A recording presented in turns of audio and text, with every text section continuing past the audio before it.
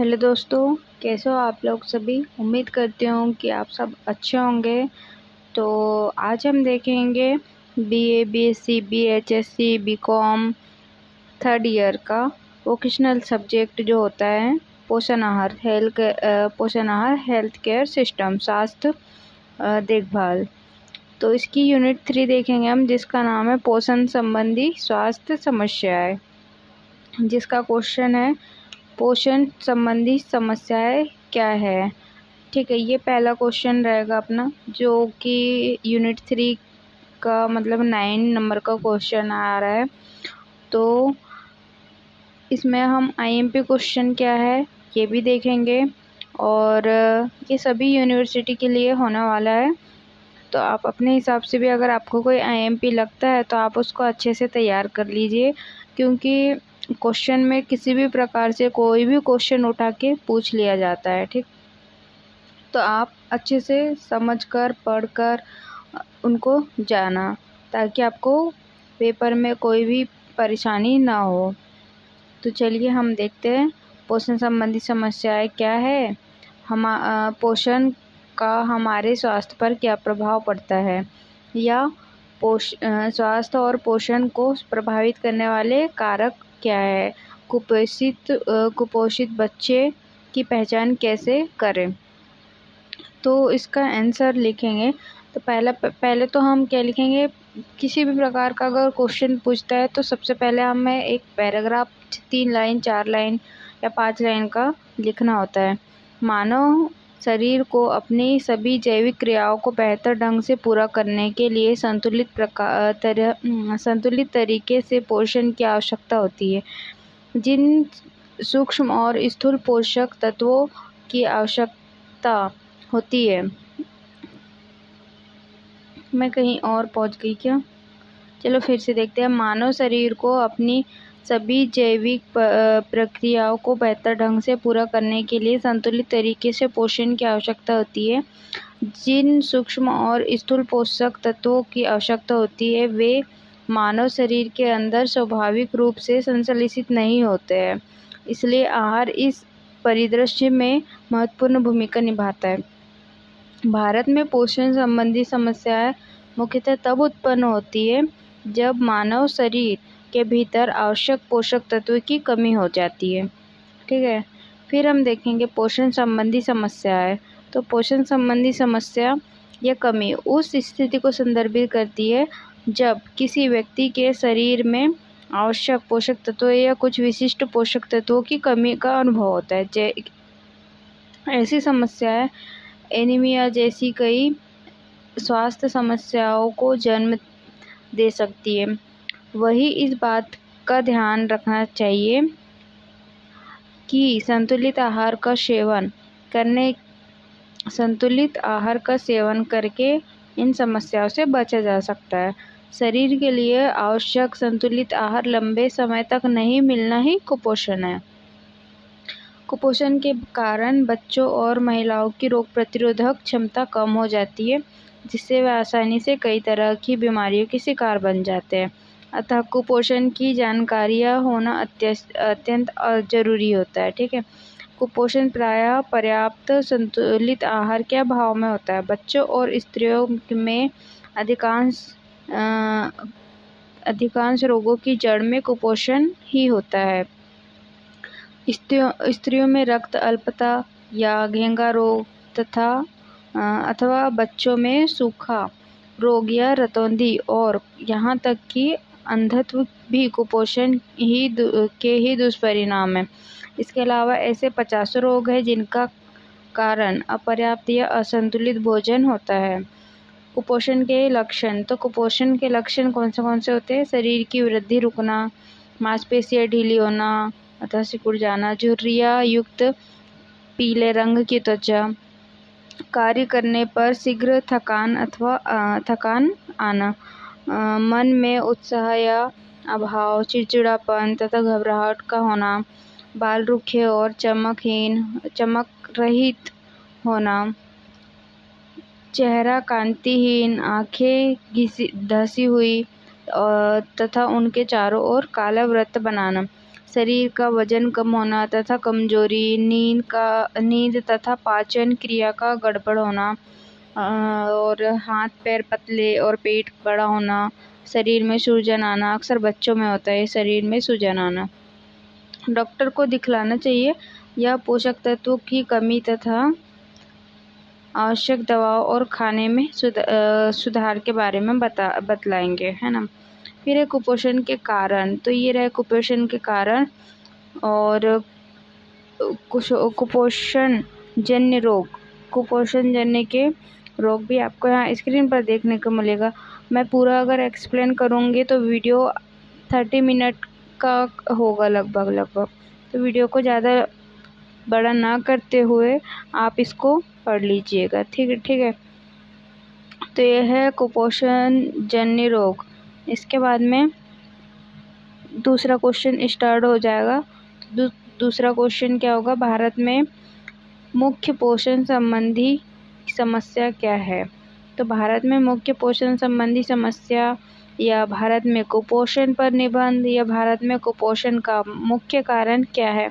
इस प्रकार से अगर क्वेश्चन पूछता है पेपर में तो आपको क्या लिखना है, पूरा कुपोषण के बारे में ही लिखना है, ठीक। आप एक ही क्वेश्चन में कुपोषण कितने प्रकार के होते हैं, या फिर कुपोषण कौन सी अवस्था में किस प्रकार से होता है और उसको बचाया, मतलब उसके रोकथाम जो होते हैं वो आप ये भी लिख सकते हो।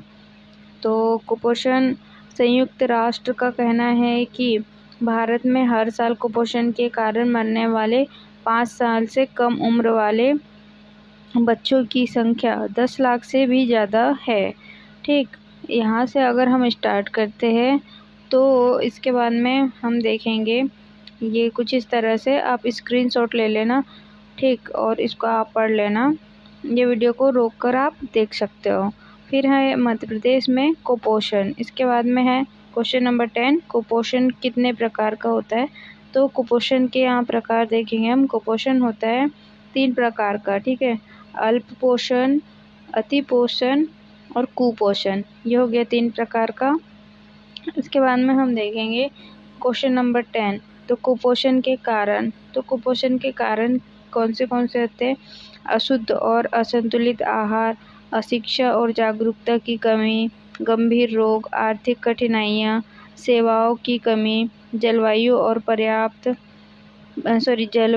पर्यावरण, फिर सामाजिक और आर्थिक कारण, ठीक। इसके बाद में हम नेक्स्ट क्वेश्चन देखेंगे। तो नेक्स्ट क्वेश्चन देखने से पहले आप चैनल को सब्सक्राइब और वीडियो को लाइक ज़रूर कर देना, ठीक है। और वीडियो के एंड में आप ज़रूर बताना कमेंट करके कि आप कौन से यूनिवर्सिटी से हो और कौन से कॉलेज से हो। कोई मतलब दोनों में से एक कुछ भी बता सकते हो। और अगर आपको किसी और सब्जेक्ट पर वीडियो चाहिए होगी तो आप वो भी कमेंट कर देना, ठीक है। तो चलिए अब हम आगे देखते हैं। क्वेश्चन नंबर 11 है, कुपोषण से बचाव के कौन से तरीके हैं और कुपोषण को रोकने के उपाय कौन से हैं, या कुपोषण को कैसे ठीक किया जा सकता है। तो कुपोषण से बचाव, स्वस्थ आहार, नियमित आहार, दूध और दैहिक उत्पादों का सेवन, प्रसंस्कृत खाद्य पदार्थों से बचाव, विटामिन और खनिजों का सही सेवन और अधिक पानी पीना, और स्वस्थ जीवन शैली। और इसके बाद में है गर्भावस्था और बच्चों में के पोषण, फिर जागरूकता और सरकारी योजनाएं, फिर कुपोषण का उपचार। तो कुपोषण का उपचार कैसे, पोषण संबंधी सलाह, पौष्टिक आहार, पोषण सप्लीमेंट्स और संक्रमण का उपचार, ठीक। सामाजिक जागरूकता। फिर हम देखेंगे अगला क्वेश्चन। तो अगला क्वेश्चन क्या है, वृद्धावस्था में होने वाली पोषण संबंधी वृद्धावस्था में होने वाली पोषण संबंधी आवश्यकताओं का अध्ययन कीजिए। या फिर क्वेश्चन किस तरीके से पूछ सकता है, वृद्ध व्यक्तियों की पोषण संबंधी आवश्यकता क्या है, या वृद्धावस्था पोषण संबंधी समस्या क्या है। तो पोषण समस्या के बारे में, इसको ही अगर आप वहाँ भी मतलब लिख सकते हो जहाँ कुपोषण के बारे में पूछा गया है थोड़ा बहुत। अगर आपको अगर कुछ याद नहीं है तो लिख सकते हो, ठीक है। तो वृद्धावस्था जीवन का सबसे आखिरी पड़ाव है जो प्रौढ़ावस्था के बाद आता है। इस अवस्था तक आते आते मानव शरीर थकने लगता है।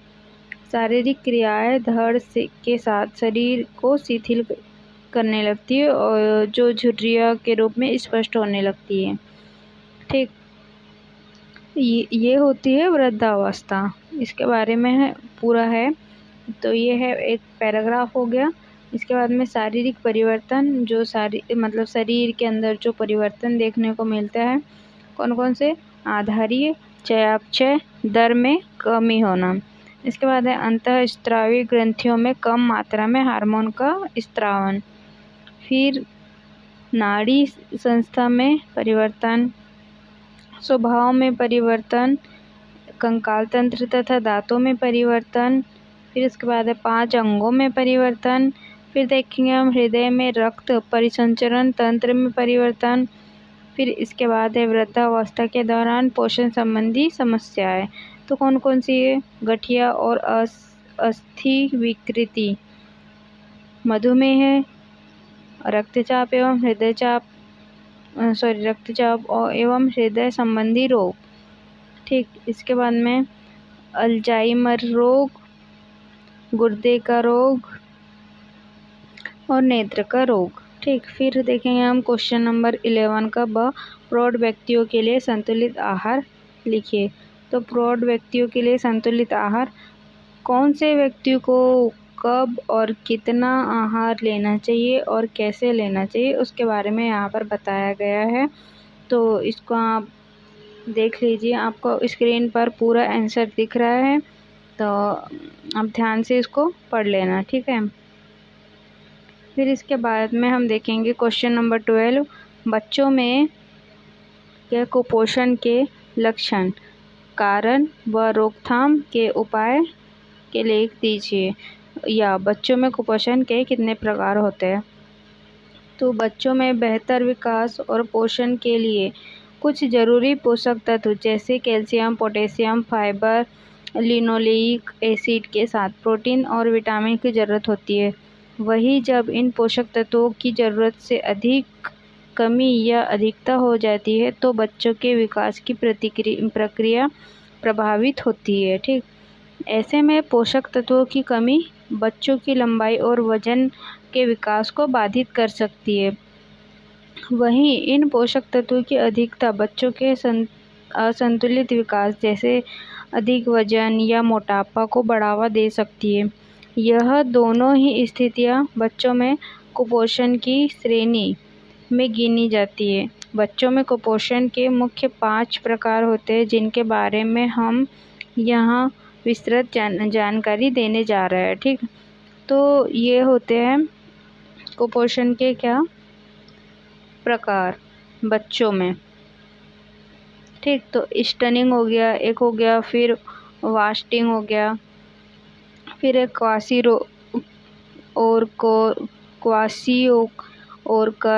कोर, फिर है मरासमस, फिर है माइक्रोन्यूट्रिएंट्स की कमी। और बच्चों में कुपोषण के लक्षण कौन से होते हैं? तो त्वचा पर खुजली का और जलन की समस्या, हृदय का ठीक से काम न करना, पेट से संबंधित संक्रमण और श्वसन तंत्र से संबंधित संक्रमण, चिड़चिड़ापन, लटकी और बेजान त्वचा और सूजन की समस्या और कमजोर प्रतिरोधक, ठीक। तो ये हो गए क्या बच्चों में कुपोषण के लक्षण। फिर इसके बाद में हम देखेंगे क्वेश्चन नंबर 12 का प्रोफाइलैक्सिस कार्यक्रम क्या है। तो प्रोफाइलैक्सिस कार्यक्रम मतलब होता है कि एक प्राथमिक स्वास्थ्य केंद्र देखभाल। तो ये एक तरह से IMP क्वेश्चन होता है, तो इसको आप थोड़ा ज़्यादा अच्छे से देख लेंगे तो बेहतर होगा, ठीक। तो ये प्रोफाइलैक्सिस शब्द का अर्थ क्या होता है? निवारक होता है। यह ग्रीक शब्द फाइलैक्स से आया है जिसका अर्थ होता है रक्षा करना और देखना। ठीक है, ये रोग निरोधी उपचार का उपयोग स्वास्थ्य देखभाल में स्वास्थ्य को बनाए रखने और बीमारी के प्रसार को रोकने के लिए किया जाता है। ठीक, तो ये रहा आंसर इसका पूरा। तो हम यूनिट जो है 3, तो इसको हम पार्ट 1 और पार्ट 2 या बोल सकते हैं पार्ट ए या पार्ट बी में देखेंगे, क्योंकि ये यूनिट जो है वो थोड़ी अगर एक ही पार्ट में अगर हम बनाते हैं देखते हैं तो ज़्यादा बड़ी हो जाएगी, इसीलिए ज़्यादा वीडियो लंबा हो जाएगा। ठीक है, तो हम देखेंगे 2 पार्ट में।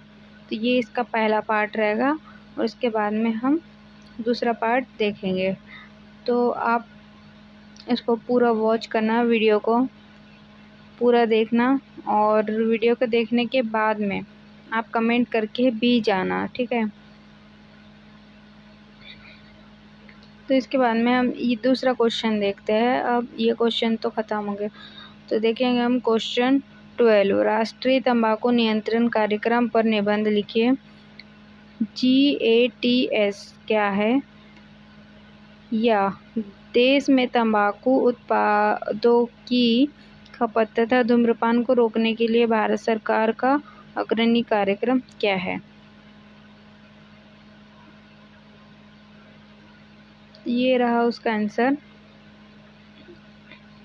ठीक है, तंबाकू, राष्ट्रीय तंबाकू नियंत्रण कार्यक्रम के उद्देश्य, इसके बाद में है राष्ट्रीय तंबाकू नियंत्रण कार्यक्रम का कवरेज, फिर है कार्यक्रम के दिशा निर्देश,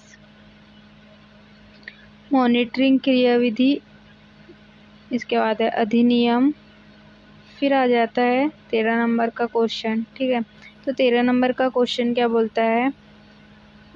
एफ्लाटॉक्सिकोसिन से आप क्या समझते हैं? या एफ्लाटॉक्सिन विषाक्तता क्या है? तो इसके बारे में अगर हम देखते हैं तो एफ्लाटॉक्सिन विभिन्न जहरीले कार्सिनोजेन और उत्परिवर्तन है जो कुछ कवक विशेष रूप से एस्परगिल्स प्रजातियों द्वारा उत्पादित होते हैं। कवक मिट्टी, सड़ती वनस्पति और विभिन्न मुख्य खाद्य पदार्थों और वस्तुओं जैसे घास, स्वीट कॉर्न, गेहूं, बाजरा, ज्वार, कसावा, चावल, मिर्च, पिनोला, मूंगफली, पेड़ के नट, तिल के बीज, सूरजमुखी के बीज और विभिन्न मसालों आदि में उनके संग्रहण के द्वारा कवक के संक्रमण होने का खतरा रहता है। ठीक है, तो ये रहा इसका पूरा आंसर। इसके बाद में क्या है? पैथोलॉजी एक टॉपिक है इसके अंदर, और उसका रोकथाम भी दिया है। फिर इसके बाद में हम देखेंगे अल्कोहलिज्म का परिचय और कारण पर टिप्पणी लिखना, और शराबीपन की व्यापकता पर नोट, और मद्यपान रोकने के उपाय, मद्यपान संबंधी समस्या, इसके बारे में जो मतलब कि शराब पीते हैं उसके बारे में बताया गया है। ठीक,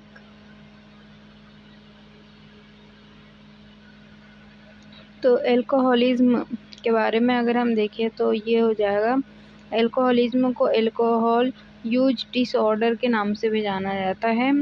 ये एक ऐसी स्थिति है जिसमें किसी इंसान के मन में अल्कोहल या शराब पीने की तेज इच्छा होती है।